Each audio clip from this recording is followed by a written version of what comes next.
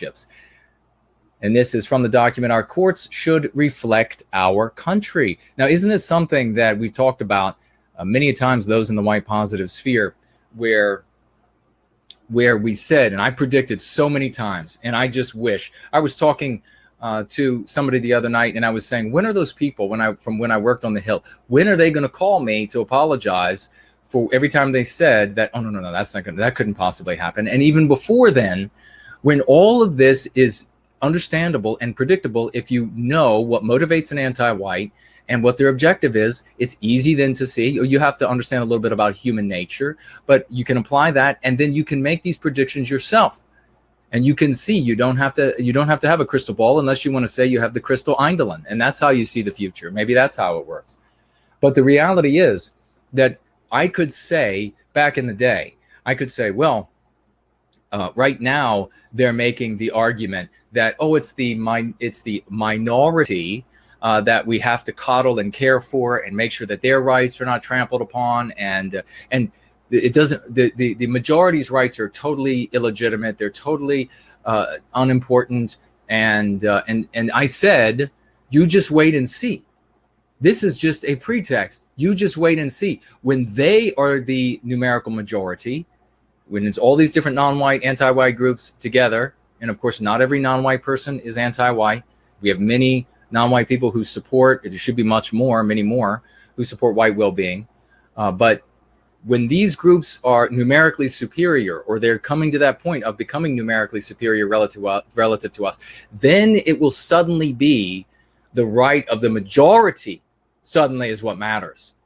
And indeed, I was vindicated to a degree in some of these conversations when I was able to finally find out the kind of arguments that were being made against our people in South Africa, where we built Western civilization, and then the anti-whites used against our people there because they allowed in far more non-white people than the percentage of white people. And they said, oh, this majority now, they need to have their way. It's the majority is how democracy works. Then it's the majority. You rewind the tape of history and you hear something completely different said in Australia, in the United States, rapidly changing. You hear a completely different lie shared by the anti-whites, foisted on the population by the anti-whites. Oh no, it's the rights of the minority that have to be coddled and cared for and made sure that they're not trampled upon and they're not lost. So we have to constantly, and do you remember this? Some of you will remember in the news and entertainment media, the MP that essentially in so many words said that the politician, this is deeply ingrained in the American psyche, for those who are old enough to remember this, that the politician sometimes has to go against the will of the majority and do what's right. How many people have heard that? Write it in the live chat now if you want. If you were one of those folks that have heard that MP, and what does that presuppose? It presupposes that the majority, the white majority, is immoral, that the white majority is evil, that the white majority is what's stated is wrong. It presupposes that the white majority wants to do things to harm the non-white minorities in the country, doesn't it?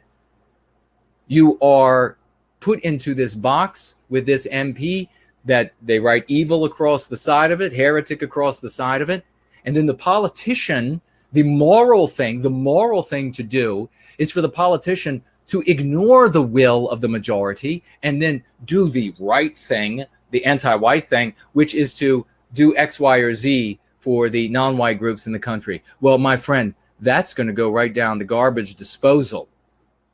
That's coming up. They're gonna flush that thing, that MP, quick as can be.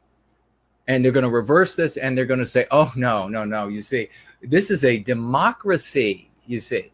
This is a democracy, and so it's the will of the majority gets their way. The politician should be doing what the majority of people want them to do. And now us anti-whites can make that argument because the majority is anti-whites. You watch. So that was the meme pathogen of one era, and there's another one coming headlong, like a set of headlights running at you, Mack truck full speed. Our courts should reflect our country.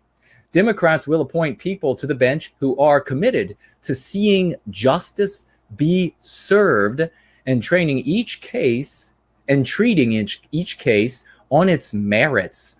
We will nominate and confirm federal judges who have diverse backgrounds and experience. So in other words, non-white judges, including as public defenders, legal aid attorneys, and civil rights lawyers. So in other words, the Biden plan says we are going to further legally discriminate against white people. And of course, my interpretation is probably wrong. You have to go to Snopes. You have to go to these other places to get the proper interpretation.